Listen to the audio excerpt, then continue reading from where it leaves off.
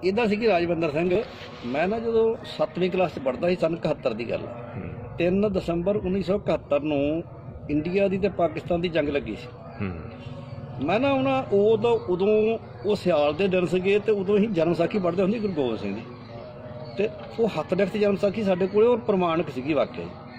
तो उस रात नूं जदों ही जन्म साखी पढ़ते सी, उस तो पहले मैं तुहानूं इन्नी गल दस देवां कि साडे ना दलान दे विच मतलब बाजार तक लोग आके बहिंदे सी, जिहड़े हिंदू लोग सी ना उदों बड़े चंगे सी लोग, बाद दे विच लड़ाइयां पईयां।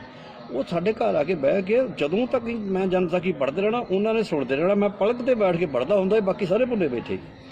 तो वो गुरु गोबिंद सिंह की जन्म साखी की मैनूं उहदियां जानी मैं घट कमां तो मैनूं 50% गल्लां तो वैसे ही याद आ, क्योंकि बचपन दे विच पढ़ी होई गल्लां याद रहिंदियां। 3 दसंबर 1971 ਨੂੰ इंडिया पाकिस्तान की जंग लगी। उस रात नूं साडी साखी उत्थे आ गई सी जिथे गुरु गोबिंद सिंह दे भविष्य वचन दिते हुए, तो गुरु गोबिंद सिंह दे 500 भविष्य वचन 500 जिन्हां दे विच महाराजा रणजीत सिंह दा राज, जिन्हां दे विच अंग्रेज़ां दे आउण दा ते जाण दा टाइम, ते जिन्हां दे विच इह वी लिखिआ सीगा कि जदों अंग्रेज़ जाणगे ते भारत विचों एक पाकियां दा देश वखरा करके जाणगे, पाकियां दा देश, ये गल कही लिखिआ सी जाऊ उन्हां दे विच। अच्छा, जे आपां इहनूं मंन लईए भी किसी होर ने लिख दित्ती है, जे आपां कह दईए ना कि हुण दी लिखी होऊगी, पाकिस्तान तो बाद दी लिखी, कई लोग इदां दीयां गल्लां करदे हुंदे आ, बट ਉਹਦੇ 'ਚ लिखिआ ਸੀਗਾ कि पाकियां दा एक वखरा मुल्क बन जाऊगा। ठीक है, हुण 1947 च अंग्रेज़ गए तो उन्होंने इंडिया पाकिस्तान वखरा कर दिता, बन गया पाकियां देश। उतों अगे उन्होंने विच ये लिखिआ सी कि उस तो बाद भारत दी, हिंदुस्तान दी ते इस पाकियां दे देश दी आपो विच 2-3 जंगां लगणगीआं। एक जंग इहो जी लगूगी जिस जंग तो बाद ढाका बंगाल वखरा मुल्क बनेगा, ढाका बंगाल वखरा मुल्क बन गया। ये साखी उहदे विच शब्द लिखे सी। हुण जेकर ढाका बंगाल की पहलां लड़ाई हो के बन चुकिया हुंदा बांग्लादेश, फिर आप मान लीए कि असीं आम जिन्हें मर्जी लिख दित्ती, तूं लिखती मैं लिखती, नहीं। ये 3 दसंबर 1971 की रात नूं मैं जन्म साखी पढ़दा ते तड़के 3 बजे तक पढ़दा रहा, क्योंकि आनंद बड़ा आउंदा सी। ते जन्म साखियां उहदे विच ही जिहड़ा जिद्दां दरबार साहिब दे अटैक होया 1984 वाला, उहदे विच वो गल लिखी सीगी कि दिल्ली अपने रंडी का राज चले, दिल्ली तख्त पर रंडी का राज चले, फौज बड़े हरमंदर में, इतना खून बहे कि घोड़े का खुर भिज जाए। जे घोड़े का खुर भिजना तो मतलब 4-4 इंच खून बह जाऊगा, 4-4 इंच खून हो तां ही घोड़े का खुर भिजूगा, मन के चलो 3-3 इंच मान लीए। ठीक है, हुण जदों ये साखी मैं पढ़ी तो मेरे पिता जी जिहड़े अकाली सीगे ते असली सिख भी सीगे, वो इदां सिर फड़ के बह गए, इदां हत्थ रख के बह गए।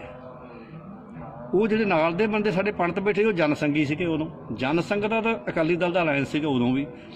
हुण वो कहंदे पंडित जी कहंदे भी जहदार जी की सोचदे हो, कहंदे जी मैं ये सोचदा भी रंडी तां राज ते बैठी है, श्रीमती इंदिरा गांधी प्रधानमंत्री सी, उन्होंने कहा भी श्रीमती इंदिरा गांधी जी है वो नाम रंडी दिता उन्होंने, जो लिखने वाले ने इस ढंग नाल लिखिआ। हुण वो तख्त ते बैठी है, मतलब है हरमंदर साहिब च फौज बढ़ूगी ਉਹਦੇ ਰਾਜ ਦੇ ਵਿੱਚ। ਅੱਛਾ, ਉਹਦੇ ਨਾਲ ਹੀ ਇਹ ਗੱਲ ਚੱਲ ਪਈ ਵੀ ਫਿਰ ਇੱਕ ਵੱਡੀ ਜੰਗ ਹੋਊਗੀ ਤੇ ਢਾਕਾ ਬੰਗਾਲ ਵੱਖਰਾ ਮੁਲਕ ਬਣੂਗਾ। ਹੁਣ ਇਹ ਜਨਮ ਸਾਖੀ ਦਾ ਇੰਟਰਸਟਡ ਪਾਰਟ ਇੰਨਾ ਜ਼ਿਆਦਾ ਸੀਗਾ ਭਗਤ ਵਚਨ ਵਾਲਾ, ਤੇ ਮੇਰੇ ਤੋਂ ਰਿਹਾ ਨਾ ਜਾਵੇ। ਮੈਨੂੰ ਵਾਰ-ਵਾਰ ਮੇਰੀ ਮਾਤਾ ਜੀ ਕਹਿਣ ਚੱਲ ਨਰਮਲ ਬਸ ਕਰ ਹੁਣ। ਤੜਕੇ 3 ਵਜੇ ਤੱਕ ਸਾਖੀ ਪੜ੍ਹਦੇ ਰਹੇ। ਦੂਜੇ ਦਿਨ ਰੇਡੀਓ 'ਤੇ ਖਬਰ ਆ ਗਈ ਕਿ ਪਾਕਿਸਤਾਨ ਨੇ ਇੰਡੀਆ 'ਤੇ ਹਮਲਾ ਕਰਤਾ, ਜੰਗ ਲੱਗ ਗਈ ਆ, ਔਰ ਉਹ ਉੱਧਰ ਹੀ ਬਲੈਕ ਆਊਟ ਹੋ ਗਿਆ। ब्लैक आउट हो गया तो जन्म साखी का बाकी का पार्ट पढ़ने वाला रह गया, क्योंकि वो दरवाजा में जिन्ने मर्जी आप कपड़े ला के फिर भी लाइट बाहर जाती थी, उदों दीवे भी नहीं जगाउण दिंदे सीगे। जिथे किते लाइट बलदी दिखती सी उत्थे वो बंब सुट दिंदे, हनेरे च नहीं सी पता लगता पाकिस्तानियों नूं, इस करके ब्लैक आउट दिता सी। हुण उत्थे की होया, वो जंग लग गई 3 दसंबर नूं। 17 दसंबर की रात नूं 8 बजे जंग बंद हुई सी, 17 दसंबर की, क्योंकि 14 दसंबर संयुक्त राष्ट्र UNO ਦੇ ਵਿੱਚ अपना विदेश मंत्री सरदार सवर्ण सिंह ਜਿਹੜੇ ਆਪਣੇ ਸ਼ੰਕਰ ਪਿੰਡ ਤੋਂ ਸੀਗੇ ਜਲੰਧਰ ਜ਼ਿਲ੍ਹੇ ਦੇ, ਤੇ ਉਧਰੋਂ ਜਿਹੜਾ ਜ਼ੁਲਫਕਾਰ ਅਲੀ ਭੁੱਟੋ ਸੀ ਉਹ ਵਿਦੇਸ਼ ਮੰਤਰੀ ਸੀ, ਕਿਉਂਕਿ ਉਦੋਂ ਜਨਰਲ ਜਹੀਆ ਖਾਨ ਰਾਸ਼ਟਰਪਤੀ ਸੀ ਪਾਕਿਸਤਾਨ ਦਾ, ਤੇ ਜਿਹੜਾ ਜ਼ੁਲਫਕਾਰ ਅਲੀ ਭੁੱਟੋ ਹੈ ਉਦੋਂ ਵਿਦੇਸ਼ ਮੰਤਰੀ ਸੀ। ਮੈਂ ਸਿਆਸਤ ਵਿੱਚ ਮੇਰੇ ਪਿਤਾ ਜੀ ਹੋਣ ਕਰਕੇ ਮੈਨੂੰ ਸਿਆਸਤ ਦਾ ਵੀ ਸਾਰਾ ਪਤਾ। ਉਹਨਾਂ ਨੇ ਉੱਥੇ ਜਾ ਕੇ ਫਿਰ ਉਹਨੇ ਉਹ ਰੋਇਆ, ਸੱਚੀ ਮੁੱਚੀ ਰੋ ਕੇ ਉਹਨੇ ਕਿਹਾ ਵੀ ਸਾਡੀ ਮਦਦ ਕਰੋ, ਪਾਕਿਸਤਾਨ ਮਰ ਜਾਣਾ। तो फिर UNO ने फैसला करता, इंडिया को कहा भी जंग बंद करो, तो फिर उत्थे अपने विदेश मंत्री सरदार सवर्ण सिंह ने कहा कि असीं 17 तरीक रात को 8 बजे जंग बंद करांगे। ਹੁਣ ਉਸ ਵੇਲੇ ਜੰਗ ਇੱਕ ਫੈਸਲਾ ਕੁੰਨ ਮੋੜ ਤੇ ਖੜੀ ਸੀ ਤੇ ਸਾਡਾ ਜਨਰਲ ਜਗਜੀਤ ਸਿੰਘ ਅਰੋੜਾ ਜਿਹੜਾ ਸੀਗਾ ਫੌਜ ਦੀ ਕਮਾਂਡ ਕਰਦਾ ਸੀਗਾ, ਉਹਦੀ ਰਣਨੀਤੀ ਇਦਾਂ ਦੀ ਵਧੀਆ ਸੀ ਕਿ ਉਹ ਜਿਹੜੇ ਬਾਕੀ ਦੇ 3 ਦਿਨ ਬਚਦੇ ਸੀ, ਪਾਕਿਸਤਾਨ ਦੀ ਫੌਜ ਨੂੰ ਵਕਤ ਪੈ ਗਿਆ, ਉਹ ਕਹਿੰਦੇ ਕਿਤੇ ਭੱਜ ਕੇ ਨੱਠ ਕੇ ਲੁੱਕ ਕੇ ਜਾਨ ਬਚਾ ਲਓ ਕਿਸੇ ਤਰ੍ਹਾਂ, ਯਾਰ 17 ਤਰੀਕ ਨੂੰ ਰਾਤ ਨੂੰ 8 ਵਜੇ ਤੱਕ ਕਿਸੇ ਤਰ੍ਹਾਂ ਜਾਨ ਬਚ ਜੇ। ਉਹਦਾ ਕਰਕੇ ਹੁਣ ਫੌਜ ਉਹ ਜਿਹੜੀ ਸੀਗੀ ਉਹਦਾ ਹੌਸਲਾ ਟੁੱਟ ਗਿਆ ਤੇ 93,000 ਫੌਜ ਨੇ ਜਿਹੜਾ ਉਹਨਾਂ ਦੇ ਪਾਕਿਸਤਾਨ ਦੀ 93,000 ਫੌਜ ਨੇ ਜਨਰਲ ਜਗਜੀਤ ਸਿੰਘ ਅਰੋੜਾ ਦੇ ਅੱਗੇ ਸਮਰਪਣ ਕਰਤਾ। ਕਹਿਣ ਦਾ ਮਤਲਬ ਹਥਿਆਰ ਸੁੱਟਤੇ। ਇਹ ਦੁਨੀਆ ਦੀ ਹਿਸਟਰੀ 'ਚ ਰਿਕਾਰਡ ਹੈ, ਠੀਕ ਹੈ ਨਾ। ਹੁਣ ਜਦੋਂ ਜਨਰਲ ਜਗਜੀਤ ਸਿੰਘ ਅਰੋੜਾ ਤੇ ਉਹਨਾਂ ਦਾ ਜਿਹੜਾ ਜਰਨੈਲ ਸੀ, ਉਹਦਾ ਨਾਂ ਕੀ ਸੀਗਾ ਆਪਣਾ, ਮੈਨੂੰ ਜਨਰਲ ਨਿਆਜੀ, ਜਨਰਲ ਨਿਆਜੀ ਤੇ ਜਨਰਲ ਜਗਜੀਤ ਸਿੰਘ ਅਰੋੜਾ ਬੰਬਈ ਦੇ ਵਿੱਚ ਇਕੱਠੇ ਪੜ੍ਹਦੇ ਰਹੇ, ਕਲਾਸ ਫੈਲੋ ਸੀਗੇ। ਹੁਣ ਜਦੋਂ ਉਹਨੇ ਗ੍ਰਿਫਤਾਰ ਕਰਨਾ ਸੀ ਉਹਨੂੰ ਤੇ ਉਹਦੇ ਸਟਾਰ ਲਾਉਣੇ ਸੀ, ਜਦੋਂ ਉਹਨੇ ਖਿੱਚ ਕੇ ਇਹਦਾ ਸਟਾਰ ਲਾਉਣ ਲੱਗਾ ਤੇ ਉਹ ਕਹਿੰਦਾ ਯਾਰ ਜਗਜੀਤ ਸਿੰਘ ਆਪਾਂ ਕਲਾਸ ਫੈਲੋ ਆ, ਐਦਾਂ ਮੇਰੀ ਇੰਨੀ ਬੇਇੱਜ਼ਤੀ ਨਾ ਕਰ। ਕਹਿੰਦਾ ਹੁਣ ਕਲਾਸ ਫੈਲੋ ਨਹੀਂ, ਮੈਂ ਇੱਕ ਦੇਸ਼ ਦਾ ਫੌਜ ਮੁਖੀ ਆ, ਤੂੰ ਇੱਕ ਦੇਸ਼ ਦਾ ਫੌਜ ਮੁਖੀ ਆ, ਤੇ ਤੇਰੀ 93,000 ਫੌਜ ਨੂੰ ਮੈਂ ਇਸ ਦੇਸ਼ ਦੀ ਫੌਜ ਦੇ ਅੱਗੇ ਸਮਰਪਣ ਕਰ ਰਿਹਾ, ਭਾਰਤ ਦੀ ਫੌਜ ਦੇ ਅੱਗੇ, ਮੇਰੇ ਅੱਗੇ ਨਹੀਂ। ਜੇ ਮੇਰੀ ਇਕੱਲੇ ਦੀ ਗੱਲ ਹੁੰਦੀ ਫਿਰ ਮੈਂ ਛੱਡ ਦਿੰਦਾ, ਠੀਕ ਹੈ ਨਾ। ਤਾਂ ਉਹ ਫੌਜ ਅਗਲੇ 18 ਤਰੀਕ ਨੂੰ, 18 ਦਸੰਬਰ ਵਾਲੀ ਸਵੇਰ ਨੂੰ, ਉਦੋਂ ਅਕਾਲੀ ਪੱਤਰਕਾਰ ਅਖਬਾਰ ਬਹੁਤ ਵਧੀਆ ਅਖਬਾਰ ਛਪਦੀ ਸੀ ਤੇ ਅਮਰ ਸਿੰਘ ਦਸਾਂਝ ਉਹਦਾ ਸੰਪਾਦਕ ਸੀਗਾ, ਵਧੀਆ ਅਖਬਾਰ। ਉਹਦੇ ਵਿੱਚ ਖਬਰ ਮੋਟੇ ਅੱਖਰਾਂ ਦੇ ਉੱਤੇ ਲਿਖਿਆ ਸੀ, ਮੋਟੇ ਅੱਖਰਾਂ 'ਚ, ਜਿਹਨੂੰ ਆਪਾਂ ਹੈਡਲਾਈਨ ਕਹਿੰਦੇ, ਉਹ 'ਚ ਲਿਖਿਆ ਸੀਗਾ ਕਿ ਬੰਗਲਾਦੇਸ਼ ਨਾਂ ਦਾ ਇੱਕ ਨਵਾਂ ਮੁਲਕ ਸੰਸਾਰ ਦੇ ਨਕਸ਼ੇ ਤੇ ਹੋਂਦ ਵਿੱਚ ਆਇਆ, ਸ਼ੇਖ ਮੁਜੀਬੁਰ ਰਹਿਮਾਨ ਨੂੰ ਕਾਰਜਕਾਰੀ ਰਾਸ਼ਟਰਪਤੀ ਬਣਾਇਆ ਗਿਆ। ਅੱਜ ਵੀ ਕੱਢ ਲਓ 18 ਦਸੰਬਰ 1971 ਦੀ ਸਵੇਰ ਦੀ ਅਜੀਤ ਆਪਣੇ ਅਕਾਲੀ ਪੱਤਰਕਾਰ ਅਖਬਾਰ ਦੇ ਉੱਤੇ ਕਿ ਬੰਗਲਾਦੇਸ਼ ਸੰਸਾਰ ਦੇ ਨਕਸ਼ੇ ਤੇ ਨਵਾਂ ਮੁਲਕ ਬਣਿਆ ਤੇ ਆਪਣੇ ਸ਼ੇਖ ਮੁਜੀਬੁਰ ਰਹਿਮਾਨ ਕਾਰਜਕਾਰੀ ਰਾਸ਼ਟਰਪਤੀ ਬਣਾਏ ਗਏ। ਹੁਣ ਇਹ ਗੱਲ ਮੈਂ ਪਹਿਲਾਂ ਦੱਸ ਚੁੱਕਿਆ ਕਿ ਇਹ ਜੰਗ ਲੱਗੂਗੀ ਤੇ ਢਾਕਾ ਬੰਗਾਲ ਵੱਖਰਾ ਮੁਲਕ ਬਣੇਗਾ, ਤੇ ਇਹ ਬਣ ਗਿਆ। 17 ਤਰੀਕ ਦੀ ਰਾਤ ਨੂੰ 18 ਨੂੰ ਉਹ ਸ਼ੇਖ ਮੁਜੀਬੁਰ ਰਹਿਮਾਨ ਨੂੰ ਰਿਹਾ ਕਰਕੇ ਢਾਕੇ ਭੇਜ ਦਿੱਤਾ ਗਿਆ, ਠੀਕ ਹੈ ਨਾ ਗੱਲ। ਤਾਂ ਉਸ ਸਾਖੀ ਦੇ ਵਿੱਚ ਇਹ ਗੱਲ ਲਿਖੀ ਹੋਈ ਆ ਕਿ ਜਿਹੜਾ ਹੁਣ ਮੈਂ ਦੱਸ ਰਿਹਾ ਨਾ ਵੀ ਅੱਗੋਂ ਖਾਲਸੇ ਦਾ ਰਾਜ ਆਉਣਾ, ਸਿੱਖਾਂ ਦਾ ਰਾਜ ਆਉਣਾ ਹੀ ਆਉਣਾ, ਪਰ ਉਸ ਤੋਂ ਪਹਿਲਾਂ ਜੋ ਕੁਛ ਆ ਸਾਡੇ 'ਚ ਕਮੀਆਂ ਆ ਗਈਆਂ ਨਾ, ਤੇ ਉਹ ਵੀ ਲਿਖਿਆ ਆ।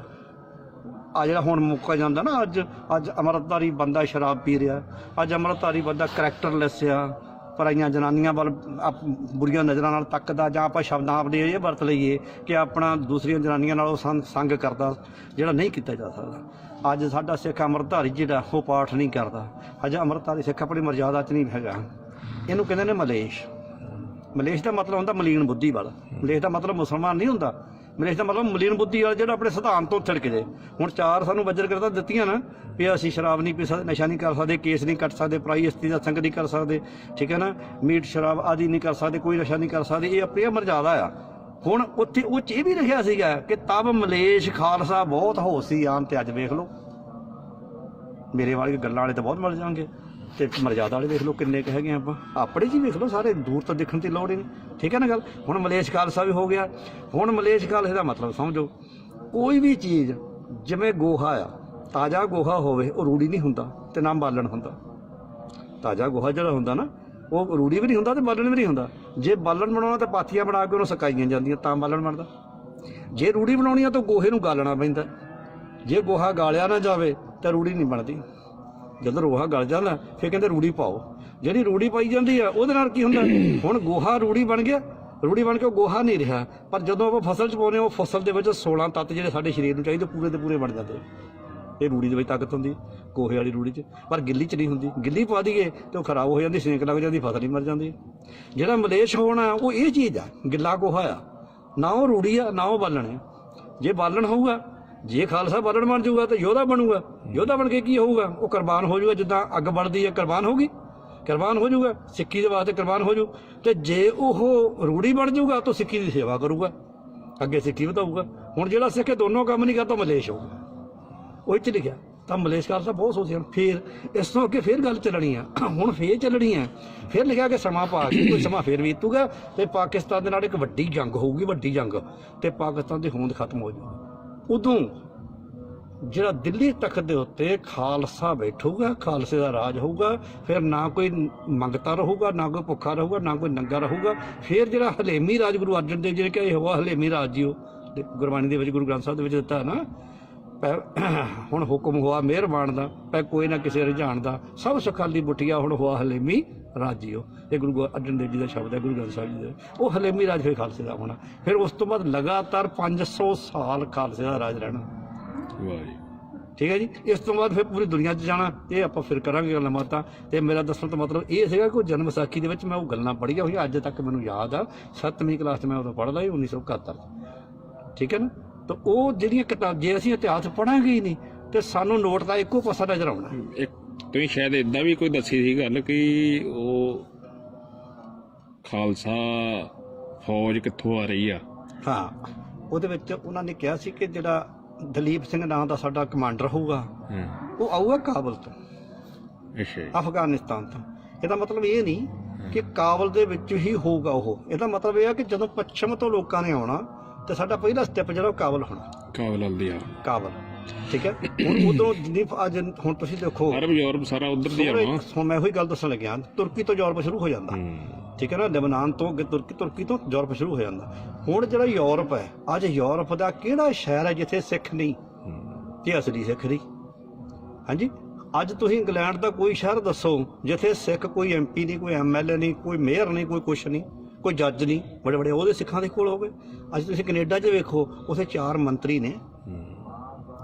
ਹਰਜੀਤ ਸਿੰਘ ਸੱਜਣ ਨਾਂ ਦਾ ਉੱਥੋਂ ਦਾ ਡਿਫੈਂਸ ਮਿਨਿਸਟਰ ਹੈ। ਜੇ ਡਿਫੈਂਸ ਮਿਨਿਸਟਰ ਦੇਸ਼ ਦੇ ਵਿਰੋਧੀ ਬੰਦੇ ਨੂੰ ਕਦੀ ਨਹੀਂ ਲਾਇਆ ਜਾਂਦਾ। ਤੇ ਐਡਾ ਵੱਡਾ ਵਿਸ਼ਵਾਸ ਸਾਡੇ ਤੇ ਅੱਜ ਹੋ ਗਿਆ। ਇਹ 17ਵੀਂ ਸਦੀ ਦੇ ਵਿੱਚ ਨਵਾਬ ਕਪੂਰ ਸਿੰਘ ਨੂੰ ਜਦੋਂ ਬਣਾਇਆ ਗਿਆ ਸੀ ਨਾ ਲਾਹੌਰ ਦਾ ਸੂਬੇਦਾਰ, ਤੇ ਉਹਨੂੰ ਵੀ ਡਿਫੈਂਸ ਦਾ ਮਹਿਕਮਾ ਦਿੱਤਾ ਸੀ, ਉਹਨੂੰ ਵੀ ਕ੍ਰਾਈਮ ਬ੍ਰਾਂਚ ਦਿੱਤਾ ਸੀਗਾ ਕਿ ਜੇ ਲੁੱਟਾਂ ਖੋਹਾਂ ਹੁੰਦੀਆਂ ਸਿੱਖਾਂ ਦੇ ਨਾਲ ਹੋ ਜਾਣਗੇ, ਲੋਕ ਆਪੇ ਸਿੱਖਾਂ ਨੂੰ ਮਾਰ ਦੇਣਗੇ। ਪਰ ਉਹਨੇ ਬਹਿੰਦਿਆਂ ਸਾਰੀ ਅਮਨ ਕਾਨੂੰਨ ਇੱਦਾਂ ਦਾ ਲਾਗੂ ਕਰਤਾ ਸੀ। ਉਹ ਕਹਿੰਦਾ ਲਾਹੌਰ ਦੇ ਵਿੱਚ ਵੱਸਦੇ ਲੋਕੋ, ਦੁਕਾਨਾਂ ਨੂੰ ਤਾਲੇ ਲਾਉਣ ਦੀ ਲੋੜ ਨਹੀਂ, ਇੱਦਾਂ ਖੁੱਲੀਆਂ ਛੱਡ ਕੇ ਜਾਓ ਤੇ ਇੱਦਾਂ ਸਵੇਰੇ ਆ ਕੇ ਬਹਿ ਜਾਓ। ਠੀਕ ਹੈ ਜੀ। ਕੋਈ ਸਿਕਿਉਰਿਟੀ ਰੱਖਣ ਦੀ ਲੋੜ ਨਹੀਂ, ਸਰਕਾਰ ਤੁਹਾਡੀ ਰਾਖੀ ਕਰੂਗੀ। ਇੱਕੋ ਬੰਦਾ ਸੀ। ਉਹਦੇ ਉਸ ਰਾਜ ਦੇ ਟਾਈਮ ਨੇ ਪੰਜਾਬ ਦੇ ਵਾਸੀਆਂ ਦੇ ਸਾਰੇ ਵਾਸੀਆਂ ਦੇ ਵਿੱਚ ਇਹ ਸੁਨੇਹਾ ਦੇ ਦਿੱਤਾ ਸੀ ਕਿ ਅਜੇ ਤੱਕ ਗੱਲਾਂ ਨਵਾਬ ਕਪੂਰ ਸਿੰਘ ਬਣਿਆ ਵਜ਼ੀਰ, ਵੀ ਜੇ ਰਾਜ ਸਿੱਖਾਂ ਦਾ ਹੋ ਜੇ ਫੇਰ ਕਿੰਨੇ ਸੌਖੇ ਹੋ ਜਾਣਗੇ। ਇਹਦਾ ਮਤਲਬ ਸੀ ਆਮ ਲੋਕ ਸਿੱਖਾਂ ਦੇ ਹੱਕ 'ਚ ਹੋ ਗਏ। ਗੱਲ ਸਮਝੀਏ। ਤੇ ਅੱਜ ਸਾਰੀ ਹਿੰਦੁਸਤਾਨ ਨੂੰ ਛੱਡ ਕੇ ਬਾਹਰਲੇ ਦੇਸ਼ਾਂ ਦੇ ਵਿੱਚ ਸਿੱਖਾਂ ਦੀ ਕਦਰ ਹੈ, ਸਿੱਖਾਂ ਦੀ ਇੱਜ਼ਤ ਆ। ਪਰ ਸਾਡੇ ਦੇਸ਼ ਦੇ ਵਿੱਚ ਇੱਕ ਫਿਰਕਾ ਪ੍ਰਸਤੀ ਦਾ ਇੱਕ ਇਹੋ ਜਿਹਾ ਬੋਲਬਾਲਾ ਚੱਲਦਾ, ਜਿਸ ਬੋਲਬਾਲੇ ਦਾ ਕਰਕੇ ਕੁਝ ਲੋਕ ਇਹ ਸੋਚਦੇ ਆ ਕਿ ਸਿਰਫ ਸਾਡੀ ਮਨੌਤ ਹੋਣੀ ਚਾਹੀਦੀ ਹੈ, ਜਦ ਕਿ ਇਹ ਦੇਸ਼ ਕੈਨੇਡਾ ਦੀ ਤਰ੍ਹਾਂ ਆ। ਇੱਥੇ ਵੱਖ-ਵੱਖ ਧਰਮ ਆ, ਸਿੱਖ ਧਰਮ ਵੀ ਆ, ਹਿੰਦੂ ਧਰਮ ਵੀ ਆ, ਮੁਸਲਿਮ ਵੀ ਆ, ਬੋਧੀ, ਈਸਾਈ, ਜੋਗੀ, ਹੋਰ ਬਹੁਤ ਮਤੰਤਰਾਂ ਹੈਗੀਆਂ। ਅਸੀਂ ਕਿਸੇ ਦੇ ਉੱਤੇ ਇੱਕੋ ਕਾਨੂੰਨ ਲਾਗੂ ਨਹੀਂ ਕਰ ਸਕਦੇ। ਹਰ ਇੱਕ ਦਾ ਧਰਮ ਆਪਣਾ ਆ। ਠੀਕ ਹੈ। ਉਹਦੇ 'ਚ ਅਸੀਂ ਦਖਲਅੰਦਾਜ਼ੀ ਨਹੀਂ ਕਰ ਸਕਦੇ, ਪਰ ਅੱਜ ਹੋ ਰਹੀ ਆ। ਉਸ ਦਖਲਅੰਦਾਜ਼ੀ ਦਾ ਕਰਕੇ ਸਾਡਾ ਦੇਸ਼ ਜਿਹੜਾ ਉਹ ਖਰਾਬ ਹੋ ਰਿਹਾ। ਤੇ ਇਸੇ ਕਰਕੇ ਜਿਹੜਾ ਉਧਰ ਬਾਹਰਲੇ ਲੋਕ ਬੈਠੇ ਆ, ਉਹ ਏਡੇ ਵੱਡੇ ਯੋਧੇ ਬਣ ਰਹੇ ਆ ਕਿ ਜਦੋਂ ਉਹਨਾਂ ਨੇ ਫੌਜ ਬਣਾ ਕੇ ਆਉਣਾ ਤੇ ਫਿਰ ਉਹਨਾਂ ਨੇ ਪੰਥ ਦੇ ਉੱਤੇ ਆਪਣੇ ਆਪ ਨੂੰ ਨਿਸ਼ਾਵਰ ਕਰਨਾ, ਕਿਉਂਕਿ ਸਾਡਾ ਤਨ ਮਨ ਧਨ ਸਭ ਸਮਗੁਰ ਕੋ ਹੁਕਮਨੀਆਂ ਪਈ ਵਾਲੀ ਗੱਲ। ਫਿਰ ਦੇਸ਼ ਦੇ ਉੱਤੇ ਸਾਡੇ ਦੇ ਆ ਕੇ ਉਹ ਜੰਗ ਹੋਣੀ ਆ। ਫਿਰ ਸਾਡੀ ਦਿੱਲੀ ਤਖਤ ਦੇ ਉੱਤੇ ਖਾਲਸੇ ਦਾ ਰਾਜ ਹੋਣਾ। ਰਾਜ ਖਾਲਸੇ ਦਾ ਹੋਣਾ ਜ਼ਰੂਰੀ ਨਹੀਂ ਕਿ ਉਹ ਖਾਲਸਾ ਸਿਰਫ ਪੰਜਾਬ ਦਾ ਜੰਮਿਆ ਹੋਵੇ ਜਾਂ ਇੰਡੀਆ ਦਾ ਜੰਮਿਆ ਹੋਵੇ, ਉਹ ਬਾਹਰੋਂ ਵੀ ਹੋ ਸਕਦਾ। ਇਹਦੀ ਵੀ ਕੋਈ ਡੇਟ ਯਾਦ ਆ ਕਿ ਨਹੀਂ? ਇਹਦੀ ਡੇਟ ਨਹੀਂ ਹੈਗੀ ਯਾਦ, ਕਿਉਂਕਿ ਉਹਨਾਂ ਨੇ ਡੇਟ ਕੋਈ ਵੀ ਨਹੀਂ ਉੱਥੇ ਲਿਖੀ ਸੀ। ਦੇਖੋ ਡੇਟ ਨਹੀਂ ਲਿਖੀ ਸੀ, ਉਹ ਸਾਰੀਆਂ ਸਾਡੀਆਂ ਡੇਟ ਨਹੀਂ ਲਿਖੀ ਸੀ। ਬਟ ਉਹਨਾਂ ਨੇ ਇਹ ਦੱਸਿਆ ਸੀ ਕਿ ਤਕਰੀਬਨ 100 ਸਾਲ ਹਿੰਦੁਸਤਾਨ ਤੇ 100 ਸਾਲ ਪੰਜਾਬ ਤੇ, ਮਤਲਬ ਹਿੰਦੁਸਤਾਨ ਦੇ ਨਾਲ ਫਿਰ 200 ਸਾਲ ਹੋ ਗਿਆ। ਪਹਿਲਾਂ 100 ਸਾਲ ਅੰਗਰੇਜ਼ਾਂ ਨੇ ਹਿੰਦੁਸਤਾਨ ਤੇ ਆ ਜਾਣਾ ਸੀ, ਫਿਰ 100 ਸਾਲ ਪੰਜਾਬ ਤੇ। ਇਹਦਾ ਮਤਲਬ ਸੀਗਾ ਵੀ ਹਿੰਦੁਸਤਾਨ ਦਾ ਮਿਲਾ ਕੇ 200 ਸਾਲ ਬਣ ਜਾਂਦਾ ਤੇ ਪੰਜਾਬ ਦਾ 100 ਸਾਲ ਬਣਦਾ। ਅੰਗਰੇਜ਼ਾਂ ਦਾ ਤਕਰੀਬਨ ਕਿਹਾ ਸੀ 200 ਸਾਲ ਰਾਜ ਹੋਊਗਾ।